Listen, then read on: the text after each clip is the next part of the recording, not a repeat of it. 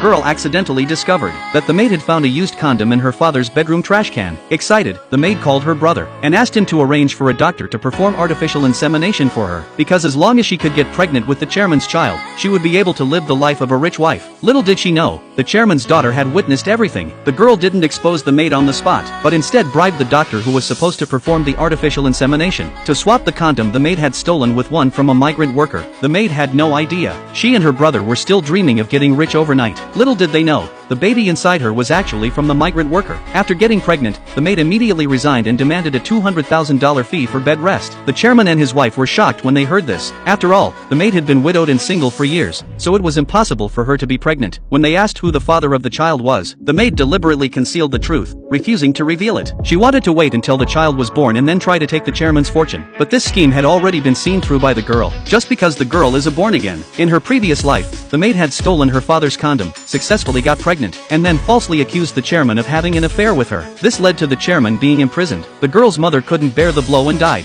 Afterward, the maid and her brother took over the chairman's wealth and had the girl killed to keep the truth hidden. In this life, the girl vowed that she would never let the maid's plot succeed. 10 months later, the maid came to the chairman's house with the newborn child, claiming that the father of the child was the chairman. But the chairman had never had any intimate contact with the maid, so he refused to acknowledge it. Even though the maid described the scene of their affair in vivid detail, the chairman still refused to admit that the child was his.